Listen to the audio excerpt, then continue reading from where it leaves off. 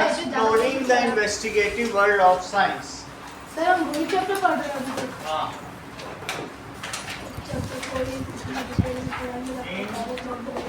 Investigative world of science. ये जो मैं थोड़ा थोड़ा बता रहा हूँ ये आगे के चैप्टर्स में आएंगे, तो थोड़ा थोड़ा मैं बता दे रहा हूँ, फिर जब आप आगे के चैप्टर्स में आओगे तो फेमिलियर हो जाओगे। ओके, ठीक है। तो अब आप ये देखिए कि there is what is means disease free का क्या मतलब होता है। If a person is not having any disease, then it is called disease free state। उसे क्या कहेंगे भाई, तुम मेडिसिन खा रहे हो और फीवर से आउट हो गए तो तुम डिसीज फ्री हो गए कि नहीं। then it is disease free state। A disease free person may not be healthy। Healthy ये जरूरी नहीं है कि वो हेल्दी हो, जरा ध्यान दीजिए। अब हेल्दी पर्सन क्या होता है? हेल्दी पर्सन का मतलब क्या? इफ यू आर डूइंग शरीर work as per efficiency of your age group, अगर सबको दौड़ाया जाए और स्वरित भी दौड़ ले उनके बीच में, कहीं बीच में इरा बिल्कुल पीछे न रह जाए, तो कहेंगे स्वरित है। टॉपर नहीं कि फर्स्ट ही आ जाए, लेकिन उन्हीं के साथ एवरेज करे जो काम ये सब कर रहे हैं। ठीक है, ये क्या चीज़ है? तो ऐसे फिर को नहीं, इसको रखो ठीक से, ऐसे मत तो नहीं तो बुलाना पड़ेगा पापा। उसमें से जो कमियां हैं उसको बार बार देखो, तभी टॉपर बन पाओगे। ठीक है, किसी भी चीज में क्या कमी नहीं तो कभी भी तुम्हारे पूरे नंबर नहीं आएंगे।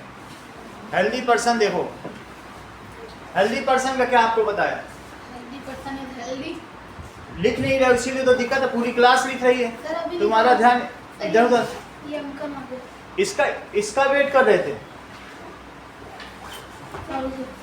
Healthy person, if a person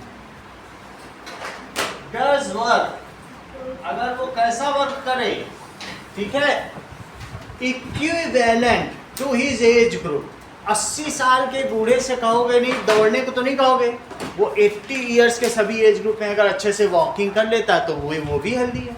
और छोटा बच्चा अगर दौड़ लेता है तो वो भी हेल्दी है। अपने एज ग्रुप के हिसाब से तुम कर पाओ। ठीक है, if a person does work equal to other person of his or her age group, तो उसे क्या कहेंगे? Such person is called healthy। उसे क्या कहेंगे? Healthy। It is a condition of, ये कंडीशन है of physical, mental and social well-being। social well-being। एक हेल्दी पर्सन को ये 3 चीज होना चाहिए। फिजिकली स्ट्रांग, हाँ कहाँ चलना है, चलो चलते हैं, क्या करना है फिजिकली। मेंटली ऐसा नहीं हो हमसे दोस्ती करना चाहती हैं, दोस्त नहीं है, बढ़िया आई है, दोस्त करना चाहती है, ये इसको कहते हैं mentally. Okay, I am your friend, या इसको कहेंगे मेंटल वेलबींग। और सोशल, ऐसा ना हो कि वो आइसोलेटेड हो, पार्टी हो रही है तो वो भी इंजॉय करे, तो उसको कहेंगे सोशल वेलबींग। मेंटल का मतलब है मेंटली फ्री रहे, हैप्पी रहे, और सोशल का मतलब सबसे ग्रुप से मिले। ठीक है, a healthy person is disease free but A disease free person may not be healthy. Repeat करो Divyanshu. A person does not work। नहीं, यही जो चीज मैंने बोली रिपीट करिए Divya. A healthy person can be disease free, but a disease disease-free person may not always be healthy. सही है, समझ आया। हेल्दी जो है उसमें क्या डिसीज, लिखो इस चीज को, अ हेल्दी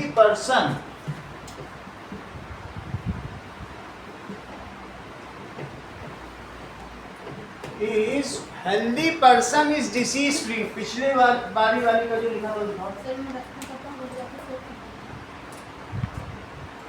अलग अलग बुक बनाओ दोनों की और उसमें नोट करो। ऐसे क्यों कर रहे हो? A healthy person is disease free, but a disease free person, अपना सेंटेंस पूरा करो। Sir if a disease free person, इसके आगे बोलो। a disease free person can may be or may not be a healthy person. सही है, मे और may not be healthy, सही बताया आपने। इतनी बात तो समझ में आ गई आपको, हेल्थ और डिसीज फ्री का मतलब। अब और आगे बढ़ते हैं, जरा देखिए कि if we take nutritious food, do exercise, mix up with society, ठीक है, and live in hygienic place, we will be healthy. कैसे तुम हेल्दी रह सकते हो बताओ? If we take nutritious food, अच्छा खाना खाइए, नहीं कि सिर्फ रोटी में नमक लगा के खा लिया। सो इफ वी टेक, क्या करना चाहिए? न्यूट्रिशियस फूड लिया जाए,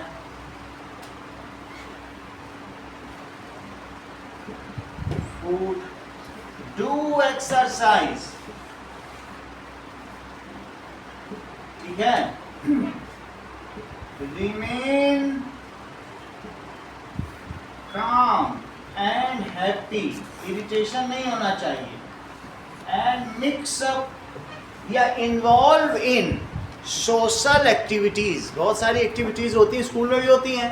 अगर ऐसा हम करते हैं, इन्वॉल्व इन सोशल एक्टिविटी, तो क्या कहा जाएगा? Social activities, then we are, तो हम क्या कह जाएंगे Aaradhya? Said to be disease free. नहीं, तुम एक्सरसाइज भी कर रहे हो, अच्छा खाना भी खा रहे हो, then we are healthy person. सही है।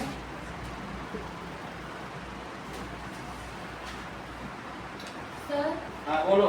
इसमें एक पॉइंट और जोड़ सकते हैं ना, मेंटेन हाइजीन। हाँ वो तो लिखा ही नहीं, इन्वॉल्व इन सोशल एक्टिविटीज, और क्या करना चाहिए?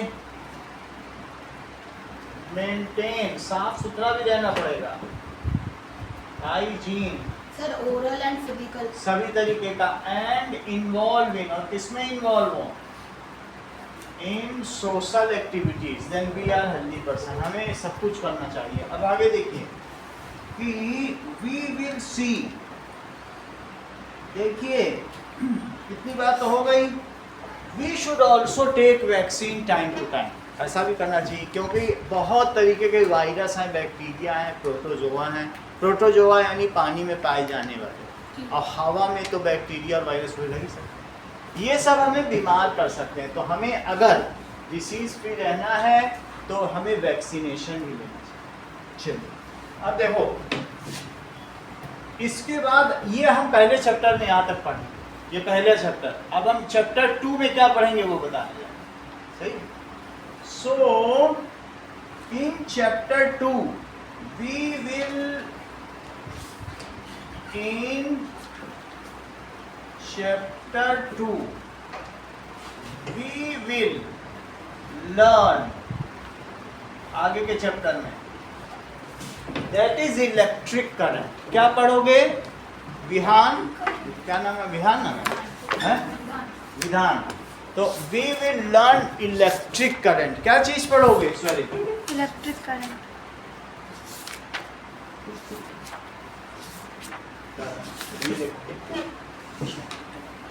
चार्ज क्या होता है बताओ? What is charge?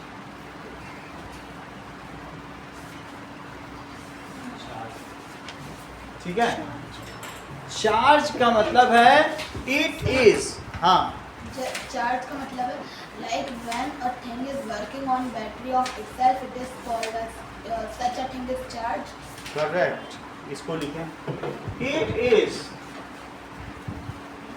Basic property of matter, basic property of matter like mass.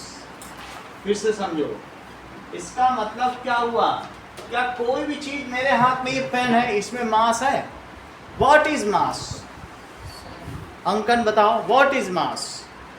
Amount of substance contained in it, इसमें जितना जो सब्सटेंस है, जितने एटम्स हैं, जितने मॉलिक्यूल्स हैं, वो सब मिला के मास है। किसी भी चीज में अगर कोई बहुत बड़ा मास है तो क्या उसमें ज्यादा अमाउंट ऑफ सब्सटेंस है?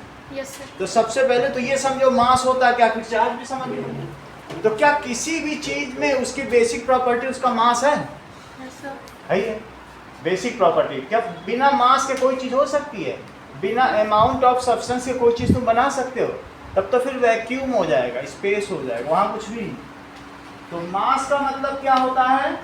Amount of substance contained in an object, जितना है उसे मास कहेंगे। इसको भी लिखो। Center of mass. हर एक चीज में मास है, इवन छोटा सा डस्ट चौक का पीस है उसमें भी मास है। What is mass? बोलो, मास क्या होता है? Mass is the quantity of substances a particles a material is having. Mass is the amount of substance contained by object.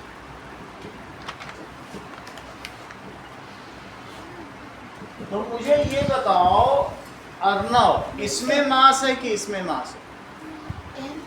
इसमें मास है या इसमें मास है? हाँ, किसमें मास है? हाँ बोलो। सर दोनों में, दोनों में।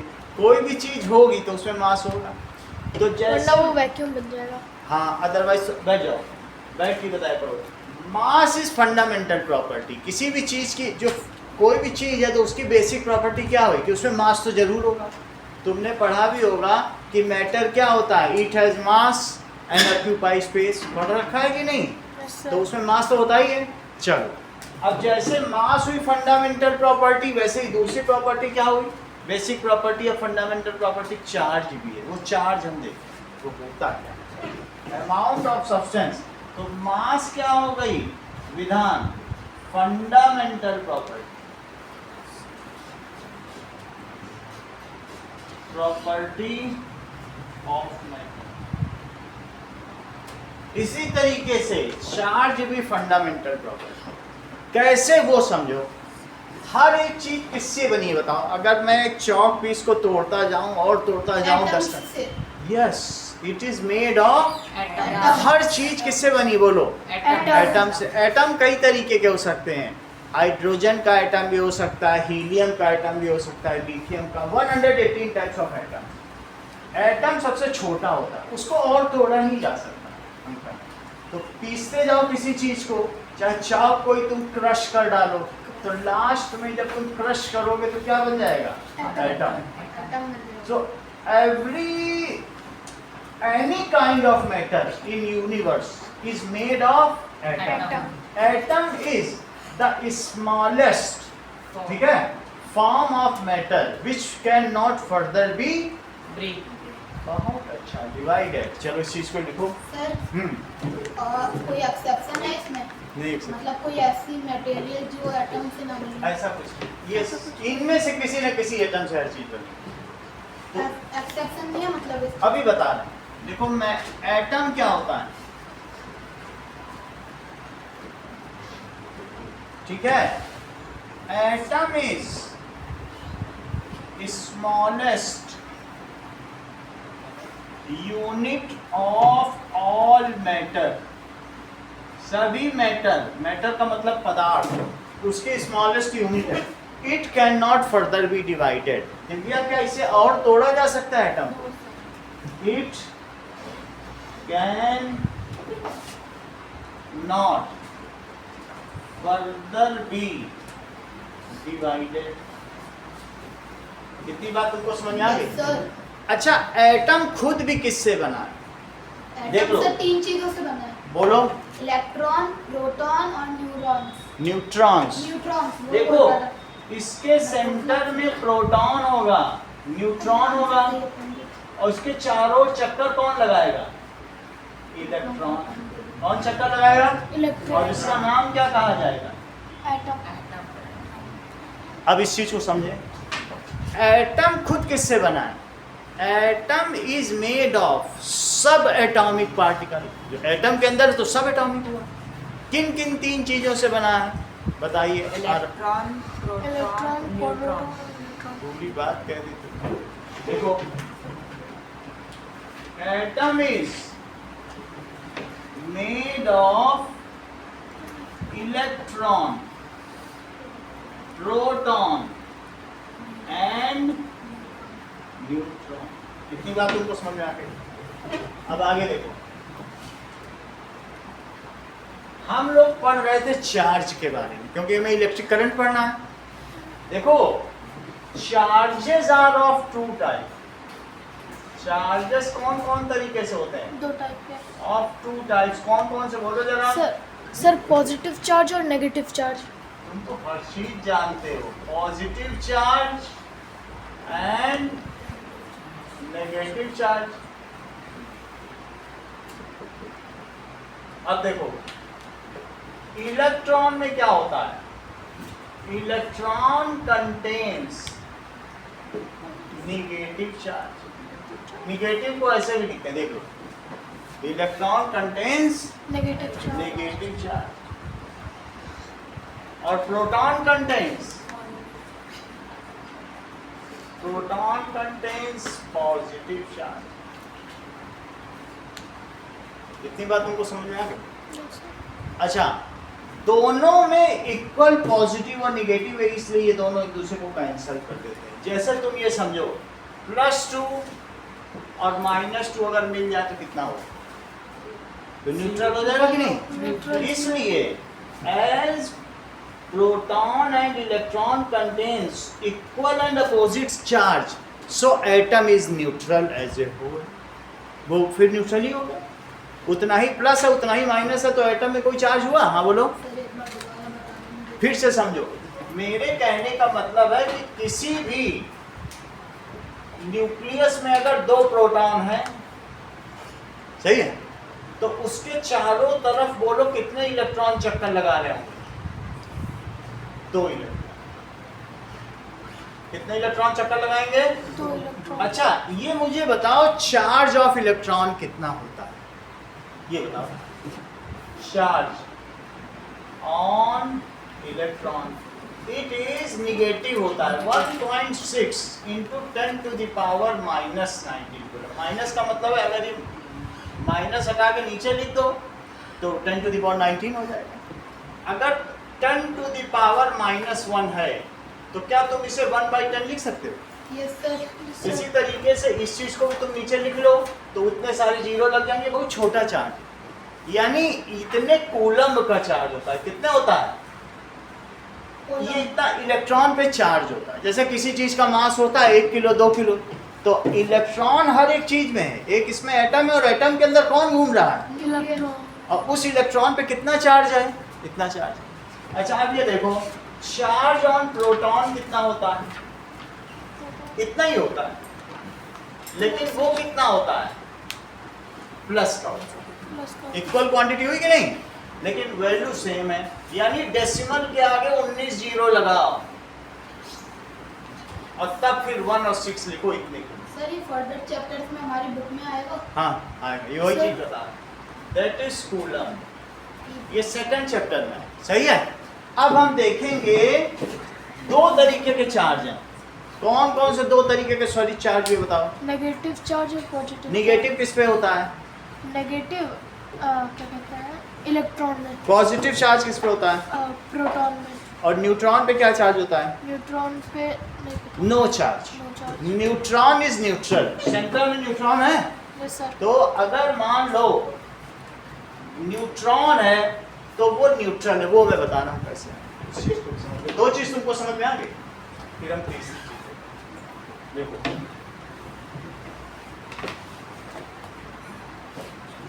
कहने का मतलब है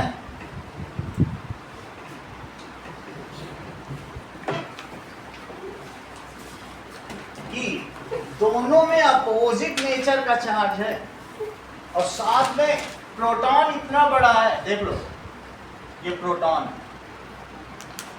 इसका मास बहुत ज्यादा है लेकिन चार्ज सेम। मास इसका 2000 गुना भारी है इलेक्ट्रॉन से, लेकिन दोनों पे चार्ज सेम। सही। अच्छा, इलेक्ट्रॉन कितना बड़ा है? सर लेकिन चार्ज सेम क्यों है? वो मैं बता दे रहा हूं। जैसे ऐसा होता है कि मास अलग चीज है, मास का मतलब तो अमाउंट ऑफ मैटर है। अब हम चार्ज समझते हैं क्या होता है। ये देखो, that is we will see by electroscope. Charge होता क्या है? क्या तुम्हें ये बात मालूम है कि कभी नॉर्थ पोल और नॉर्थ पोल दो मैग्नेट तुमने देखे हैं? तो क्या ये दूर भागेंगे कि आपस में रिपल attract भागेंगे, रिपल। अच्छा, अगर मैं ऐसा कर दूं तो साउथ और नॉर्थ ये अट्रैक्ट अट्रैक्ट होंगे एक दूसरे ठीक है, और दोनों साउथ हो तो तब भी Repel. repel करें। सही। इसी तरीके से अगर मैं एक नॉर्थ ले लूं और एक साउथ तो क्या होगा? अट्रैक्ट होंगे। अट्रैक्ट होंगे। ठीक है, दैट मीन्स सर जो आपने नीचे बनाया था आप उसे दोबारा ऊपर बड़ा बना रहे हो। देखो मैं सब कुछ बता दे रहा हूँ। ये अट्रैक्ट करेंगे, अट्रैक्ट हो गए। 3 केस बता दिया। ये मैग्नेट है, ये सब क्या है? मैग्नेट। मेरा कहने का मतलब है जो लाइक पोल्स हैं वे रिपेल करते हैं और जो अपोजिट पोल्स हैं वो अट्रैक्ट करते हैं। इतनी बात समझ आई? यानी लिखो इस चीज को, like poles repel each other और अपोजिट पोल्स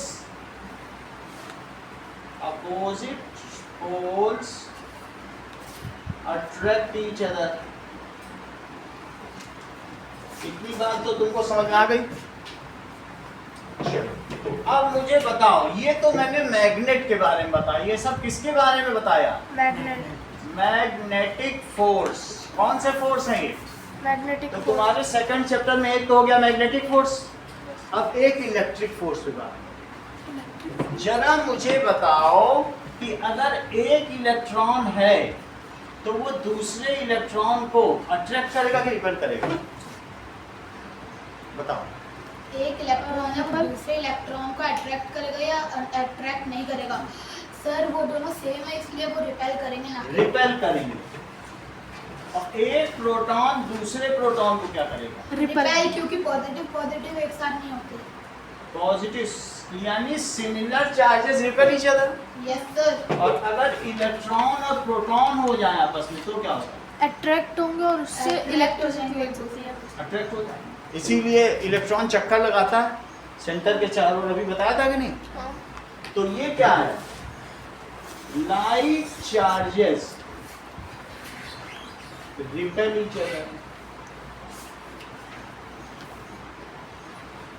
और बोलो अपोजिट चार्ज क्या होंगे? Attract each other.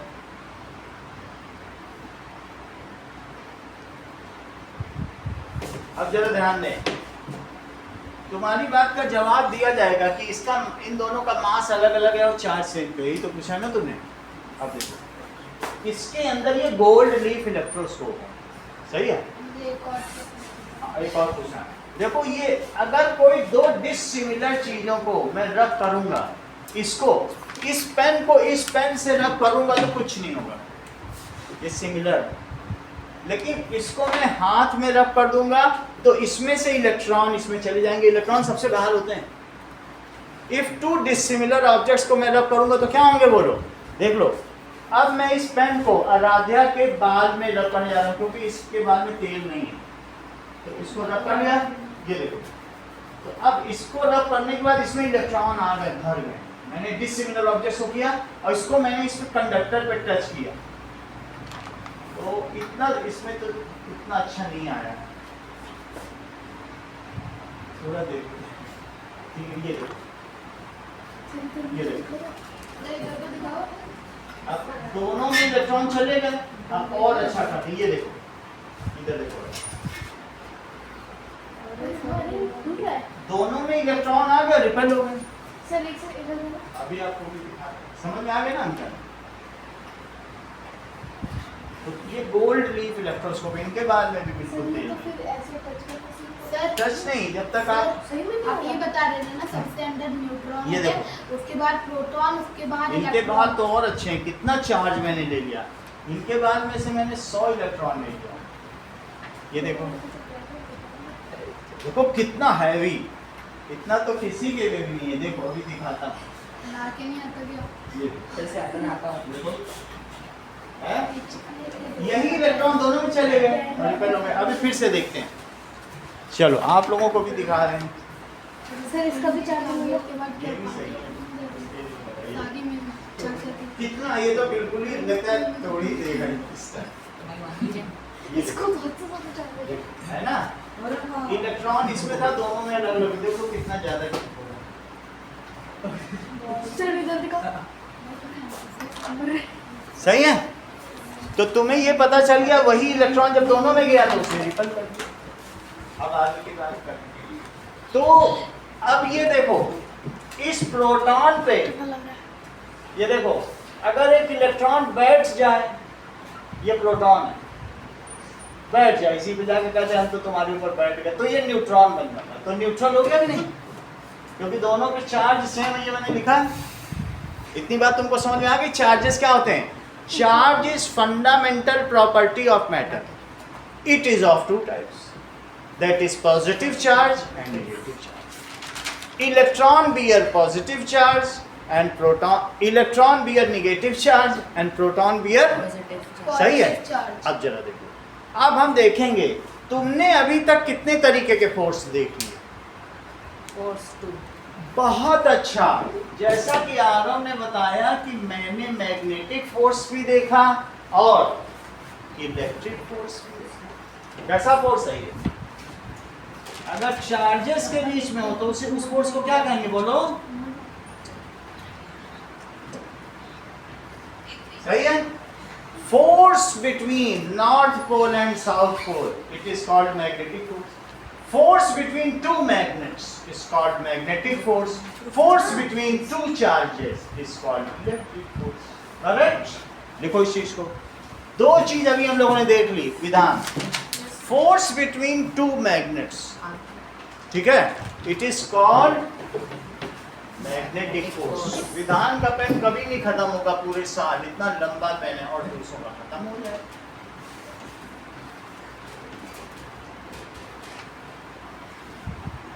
चलो ये देखो, जो फोर्स है, तो फोर्सेस आर ऑफ कितने टाइप्स के हो सकते हैं? 5 टाइप के। वो मैं बताऊं, 5 टाइप्स।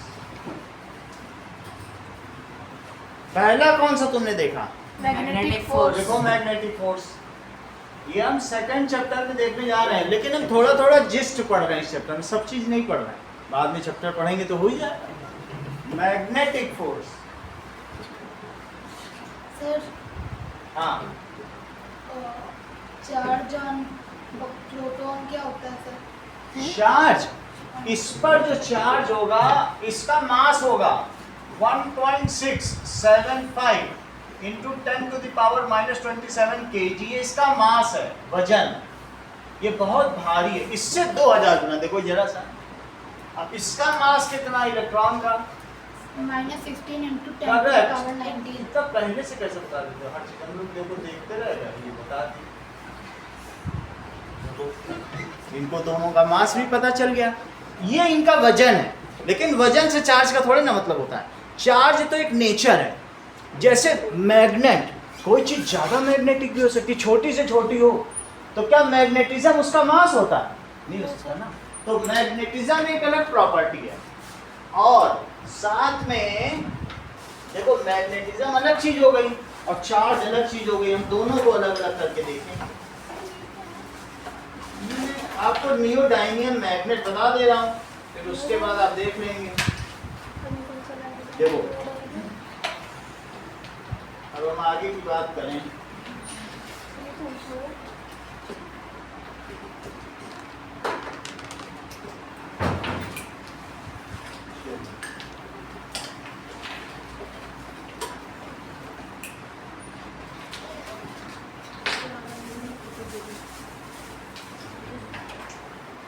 ये देखो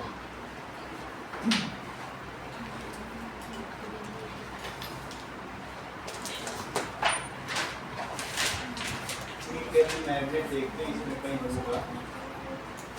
ये कोलिन मिल गया between.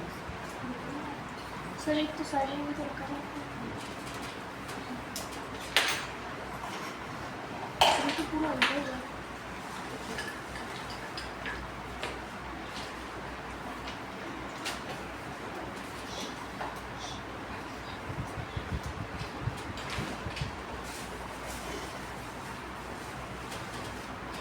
कोई बात नहीं, ये दो मैग्नेट देखो, तो इन दोनों मैग्नेट को भी आप देख लीजिए, नियोडायमियन मॉड्यूल देख है। इसी तरीके का और है कहीं? अभी देख, चलो ये जैसे दो मैग्नेट है, इसका एक एक एंड आपस में क्या हो रहा है, चिपक रहा है। लेकिन जब दूसरी तरफ करेंगे, ये मैग्नेट नहीं, ये एक आयरन। सर इसको इलेक्ट्रिसिटी दे के हम चाहे तो उसे मैग्नेट बना सकते हैं, हाँ बना सकते हैं। लेकिन उसके लिए इलेक्ट्रिक फोर्स होना चाहिए। देखो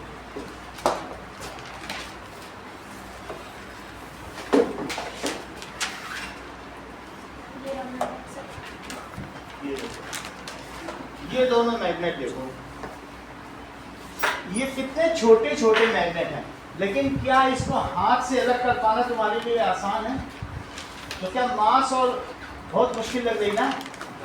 सर इधर देखो, स्ट्रॉन्गेस्ट है, आप भी करके देखो, अलग कर पा रही है?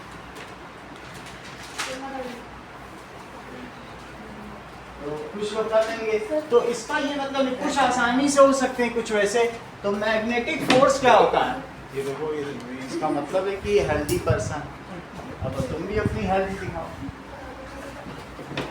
चलो अब आगे देखें, ठीक है। इसका मतलब क्या हुआ कि चार्जेस अट्रैक्ट भी कर सकते हैं और आपस में क्या कर सकते हैं, रिपेल भी कर सकते हैं। चार्जेस में अट्रैक्ट ईच अदर और चार्जेस में रिपेल ईच अदर। ये देखो, इस चीज को जरा आप लोग देखिए, दे दिया। अब इधर देखो, अगली चीज दैट इज हमारे पास, ये देखो, चलो देखिए, बैठ जाओ फिर, इधर देखो सर मैग्नेटिक का मैग्नेट, इधर देखो। इसका जो ब्लू एंड है वो साउथ है, साउथ को साउथ के पास ले गई है भाग, और अगर नॉर्थ के पास ले गए, समझ में आ गई बात? अब ये देखिए, ये आ गया, और इसको ऐसे किया, हाथ दे यार। आ गया। समझ में आ गया नहीं? अपोजिट सर फोर्स, मैं इसको मिला सकता हूँ, उससे कोई ज्यादा फर्क नहीं पड़ेगा। दोनों को पकड़ के पास मिला समझ दो। में आ गया? ये देखो, साउथ को साउथ के पास ले जाना और नॉर्थ के पास ले जाना। चलो अब आगे की बात है। तो मैग्नेट जरूरी नहीं है छोटा हो तो छोटा ही हो, वो बहुत स्ट्रांग हो सकता है किसी। मैंने चलो तो बहुत आसानी से अलग कर दिया था बिना स्टूडेंट से। अलग हो गया, तो इसमें एक तीसरा क्या है? और अलग करके दिखाओ। चलो नेक्स्ट क्वेश्चन पढ़िए। अब वो एक और जुड़ गया। अब जमा करो, आगे का देखो, तो क्लास भी पढ़नी चाहिए। Now what is magnetic force? Force between, ठीक है, two magnets Two magnets. Is called When magnetic there force. are two, वो अलग बात है कि same कैसे sides कैसे, वो तो हम ये देखेंगे। मैग्नेट के बीच में जो फोर्स है उसे कौन सा फोर्स कहेंगे? Magnetic force. टू मैग्नेट्स, और ध्यान दीजिए अर्नव, और बिटवीन मैग्नेट एंड, या फिर मैग्नेट और क्या हो, आयरन। Iron मतलब sir आयरन, प्रेस आयरन नहीं कुछ भी, आयरन का हम फाइंडिंग्स में ले सकते हैं। आप प्रेस बोल रहे हो या फिर एफई वाला आयरन? ये देखो, ये आयरन का चूरा है। ये चीज क्या है? आयरन का चूड़ा। देखो आयरन है, आयरन, आयरन नहीं होता मेल से निकलता है। और ये मैग्नेट है। ये क्या है? ये देखो, ये आयरन है। ये क्या है? अरे ये तो मिट्टी में मिलता है, ये मैंने बहुत सुना है। मेल में। ठीक है, अब ये देखो, this is iron and this is magnet. क्या इनके बीच में फोर्स हो सकता है? यस सर, बिल्कुल हो सकता ये है। देखो, अब आप लोग देख लो, इसको मैं इसमें डाल रहा हूँ। अब सर जादू होगा। ये हरकतें ये मैंने भी देखो। की है। फिर मैग्नेट खराब देख हो गया। लीजिए अंकल, ये हरकतें और मैंने मैं भी की इसको है। उल्टा भी कर दूं तो पूरा ही भर जाएगा। सर ये हरकतें मैंने भी की है। ये देखो, आपके बीच एक साइंटिस्ट है, ये जान के आपको गर्व होगा। सही? ये तो मैं टाइम पास करता था। चलो आगे की बात देखें तो मैग्नेटिक फोर्स क्या चीज होती है Divya? That is force between two magnet और between magnet and is called magnetic force. दोनों बात समझ में आ गई? दूसरा फोर्स बताओ। Electric force. इनको कैसे पता? अंकल को तो सब पता है। फोर्स बिटवीन टू चार्जेस, उसे क्या कहेंगे? Electric force force between two charges is called electric force. Is called electric force. हाँ, ये मुझे बता दो आराध्या कि ये फोर्स अट्रैक्टिव और रिपल्सिव है कि ये फोर्स अट्रैक्टिव और रिपल्सिव है? दोनों अट्रैक्ट भी हो सकते हैं, रिपल्सिव भी हो सकते हैं। Yes, sir. So it may be either attractive और रिपल्सिव, ये भी ऐसा हो सकता है। अब तुम मुझे तीसरे फोर्स के बारे में बताओ, ग्रेविटेशनल फोर्स। ये कैसा फोर्स? सर ग्रेविटेशनल फोर्स की वजह से हम अर्थ पे sir this is the force by which all the humans and objects are attracted to the earth. पूरा बता दिया। Force acting between two masses. इन्होंने कहा ये मास है, अब बोलो इसको छोड़ दें तो क्या ये अर्थ की ओर गिरा? ये तो टूट ही गया। समझ में आ गया? बोलो समझ में आ गई बात की नहीं? तो एक मास को किसने अट्रैक्ट किया बताओ? दूसरे मास ने अट्रैक्ट किया। ऐसे ही मून को अर्थ अट्रैक्ट करती है यस सर। और सन अर्थ को अट्रैक्ट करती है। सही है? लेकिन एक चीज पूछनी है, हाँ बोलो। जब अर्थ मून को अट्रैक्ट करता है तो मून धरती पे आके क्यों नहीं गिर जाता? हाँ, मून धरती सर वो पे एक मैग्नेटिक वो तो अभी हम बताएंगे। ये सब तुम्हारे चैप्टर में ही है। लगता है तुमने चैप्टर पढ़ लिया है सेकंड नहीं सर। सेकंड चैप्टर का पूछ लिया है कि अट्रैक्ट अगर कर रहा है तो सीधा क्यों नहीं गिर रहा? सही ना? क्वेश्चन समझ में आ गया इनका? ये क्वेश्चन पेंडिंग है, ये सेकंड चैप्टर पूरा होगा।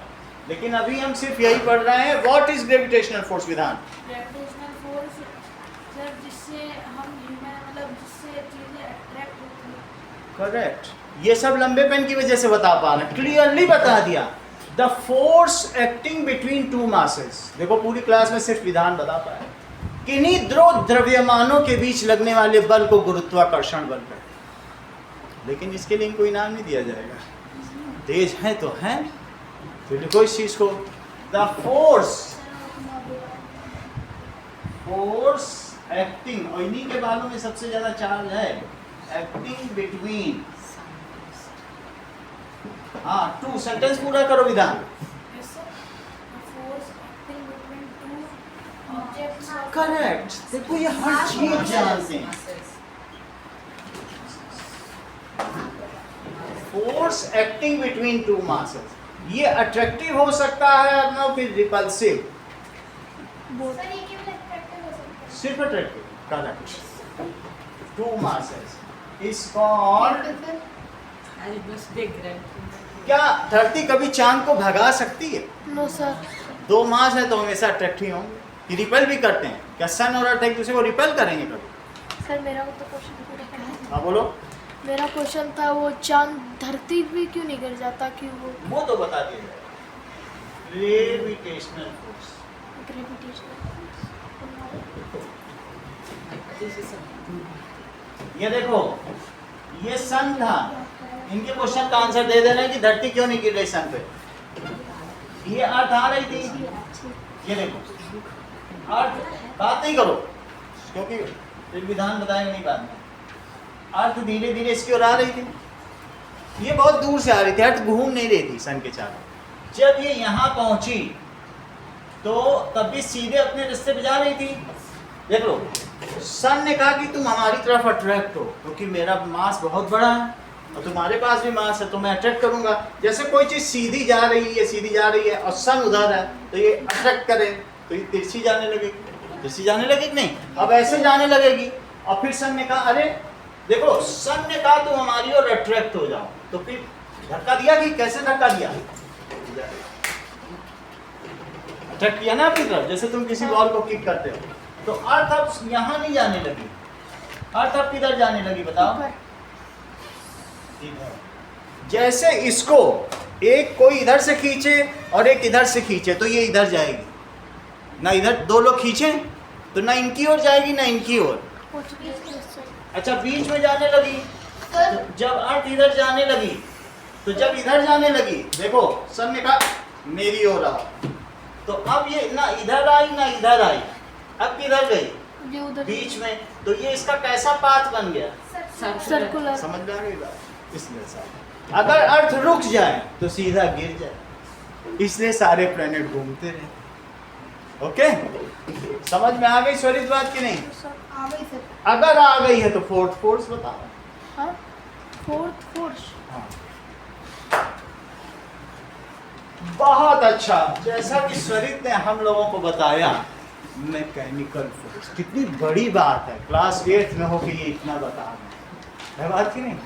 चलो, तो चौथा फोर्स कौन सा हुआ? Mechanical force. Mechanical force. Mechanical force क्या होता है बताओ? विधान तुम नहीं बताना, इन क्लास के बच्चों को बताने दो। मैकेनिकल फोर्स क्या होता है बताइए, इस बार विधान हेल्प नहीं करेगा, बताओ। एनी काइंड ऑफ पुश और पुल। तुमने कभी ड्रॉअर को पुल किया है? Yes sir. या एटीएम के गेट को पुश और पुल किया है? Yes, sir. ये मैकेनिकल फोर्स। एनी काइंड, या बॉल को धक्का दे दिया हो, कुछ भी फुटबॉल खेल रहे हो, खेलते समय भी यही सब करते हो। एनी काइंड ऑफ पुश और पुल जो तुम डेली करते हो। ढक्कन को देखो, मैंने क्या किया, पुल पुश पुश पुल पुश, सही। इट इज कॉल्ड, इसको यांत्रिक बल कहते हैं। चुंबकीय बल, विद्युत बल, गुरुत्वाकर्षण बल, और अब हम चौथे पे आ गए, यांत्रिक बल। यही यंत्रों में काम करता है। मैकेनिकल वर्ड से ही तो मशीन बनी, जो ऐसा पुश और पुल का काम करे वो मैकेनिक। तो इस तरीके से एनी काइंड ऑफ, रिपीट करो आ रहा, any kind of pull or push is called mechanical. Pull और push is called mechanical force. Check करो, इन तीनों में से कौन सा फोर्स कांटेक्ट फोर्स था, छूने पे लगाया जा सकता था, कि ये सब एट ए डिस्टेंस फोर्स है, नॉन कांटेक्ट फोर्स। दूर दूर रहने पे भी लगते हैं क्या? मैग्नेट दूर हो तो भी एक दूसरे को अट्रैक्ट करता है। Yes sir. कट आई है, देखो उसने दूसरी गाड़ी को भगा दिया था। Yes, sir. अच्छा, चार्जेस भी दूर दूर हो तब भी दोनों गोल्ड लीफ दूर जा रही थी कि नहीं? अच्छा, धरती को क्या चिपकना जरूरी है सन के, कि दूर रह के भी अट्रैक्ट हो सकती है? तो ये सभी नॉन कांटेक्ट फोर्स। लेकिन इसमें तुमको पुल या पुश करना है तो छूना पड़ेगा कि बिना छुए कर लो? छूना पड़ेगा। तो ये कैसा फोर्स हुआ? Contact mechanical force. अंकल ने सब, मतलब अभी तक जो भी पढ़े हैं वो नॉन कॉन्टेक्ट है। अंकल ने सब बता दिया, आप तो पूछो, बगल में बैठा है। मुस्कुरा रहा है कि ये तो मैं पहले ही अभी जानता। बोल रहा है क्या क्या। यही चीज, यही इसकी मॉडेस्टी है। ये विनम्रता है। हाँ देखिए, सब कुछ जानते हुए भी कितना विनम्र है ये। These are non contact force. Contact की जरूरत है, अभी करके दिखा दिया, दूर से ही चिपकने लगते हैं। तो ये कैसे है बताओ? Non contact force. और ये कैसा है? Contact it is contact force. और पांचवा फोर्स देखो, फ्रिक्शन फोर्स। फ्रिक्शन। अरे फ्रिक्शन सर इसके अंदर दो माइनस। फ्रिक्शन फोर्स का क्या मतलब होता है कि जैसे किसी भी सरफेस पे इरेगुलरिटीज है और दूसरी चीज तुम चलाओ तो क्या होगा बताओ? हीट पैदा होगी। हीट भी पैदा होगी, हाथों के बीच में भी फ्रिक्शन है और किसी किसी चीज में ज्यादा भी फ्रिक्शन होता है। बोलो बात समझ। जैसे कोई भी चीज जब रगड़ती है तब रगड़ती है तो उसमें फ्रिक्शन होता है। जैसे ये देख लो, जैसे पेन चल रहा है, मान लीजिए ये एब्रेसिव है, ये फ्रिक्शन पेपर है, इस पर अगर तुम कोई चीज चलाओगे then it will, yes it is sand paper, तो इसमें तुम देखो कितना फ्रिक्शन है। तो अगर कोई चीज मूव करे तो क्या होगा, है ना? तो वो नहीं, उंगली रगड़ो नहीं, सब हाथ के टूट जाएंगे, फिर आपको लगेगा। सेल्स तो है ना इसमें, लिविंग सेल्स है, तो उसकी सेलुलर मेम्ब्रेन ही चली जाएगी, फिर उससे क्या होगा? हाथ छिल जाएगा। फ्रिक्शन समझ में आ गया? ऐसी इरेगुलरिटीज होंगी किन्हीं चीजों में। तो अगर मान लो फ्रिक्शन फोर्स क्या करता है बताओ? ये देखो, ये ऐसी सरफेस है सेल्स बना होते हैं। और इस पर कोई दूसरी चीज चलाओ, ये इसको फोर्स लगाओ, तो क्या ये आगे बढ़ पाएगी कि थोड़ी देर बाद रुक जाएगी?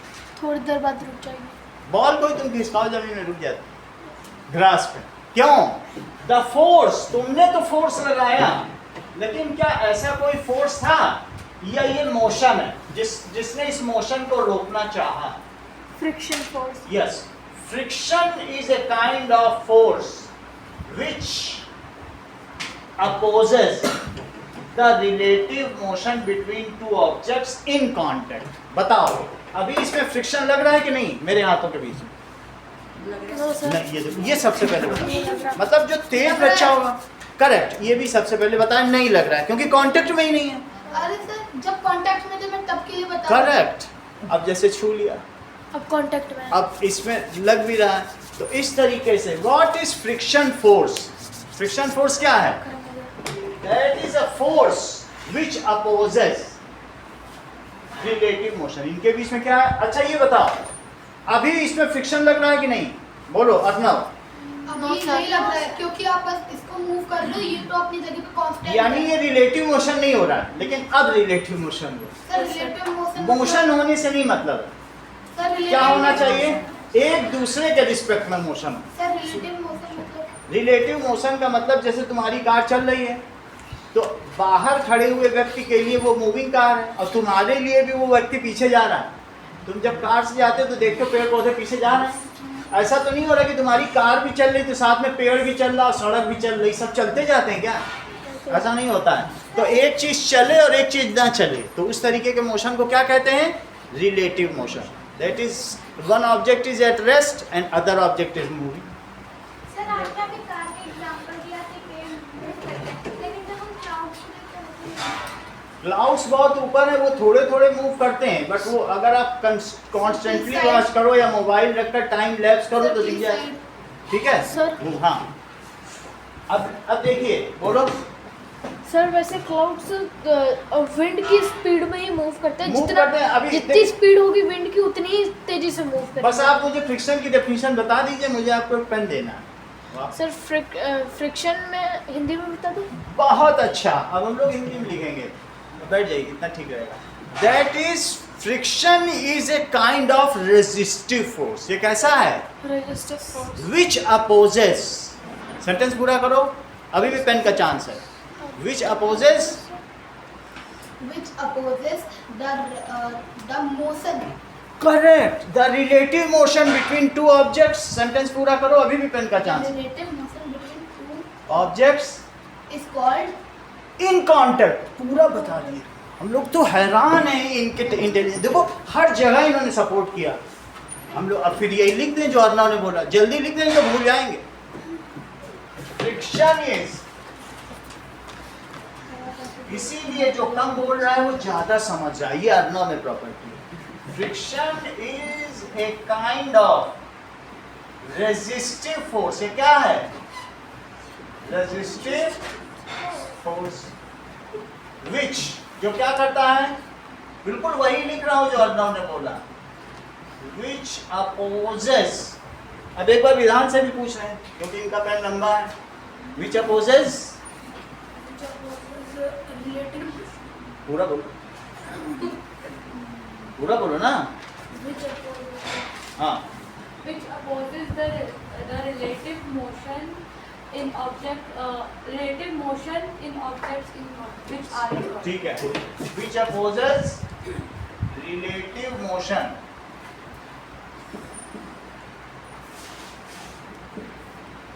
जो रिलेटिव मोशन को अपोज करे बिटवीन ऑब्जेक्ट्स इन कॉन्टेक्ट।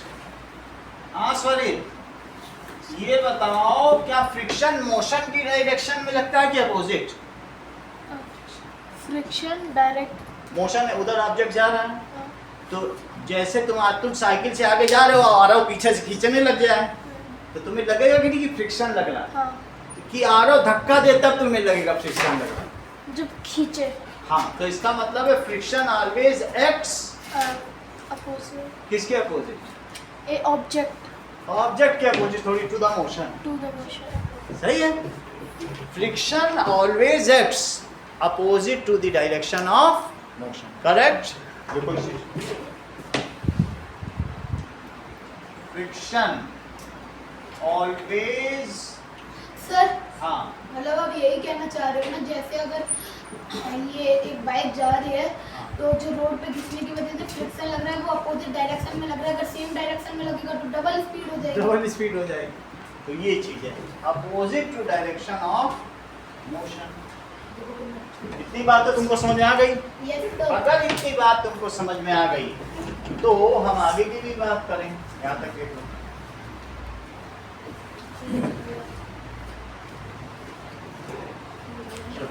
पहली चीज है right 5 types of force and define each. पहला क्वेश्चन क्या है? ये वाला जिसमें जो फ्रिक्शन हाँ, फोर्स लिख की लो। बात है। Right 5 types of forces and define each. दूसरा, make a diagram for object moving on other surface, on a surface, and show direction of friction and motion. Make diagram of a moving object on rough surface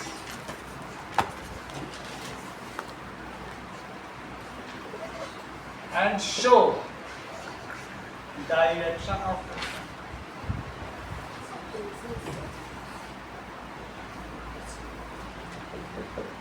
तीसरी चीज, define mass, charge और angle. कितना काम है?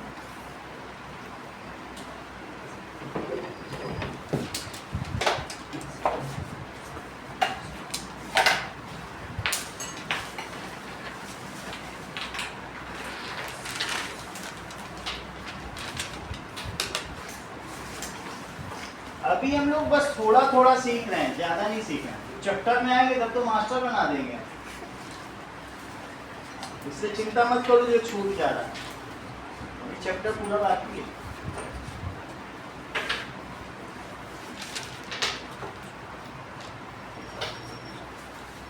Sir Sunday को वो English का test है ना? इंग्लिश का टेस्ट नहीं होगा। इंग्लिश की आपकी जो बुक है उसका पहला चैप्टर पढ़ाया जाएगा 11 से 12:30। सुबह सर पहले तो आप बोल रहे थे शायद 9 से 11:30. 9 से 11 उनकी क्लास होगी, 8, 7. 9 और 10 की कंबाइन क्लास, आपकी अलग से। 11 से 12:30. 11 to 12:30 होगी क्लास। उसमें हम लोग विट एंड विजडम वाला चैप्टर पढ़ेंगे। विट एंड पहला चैप्टर नहीं है पूर्वी का। जब वो इन्होंने पढ़ लिए तो अभी और भी अच्छा मजा आएगा हम लोगों को।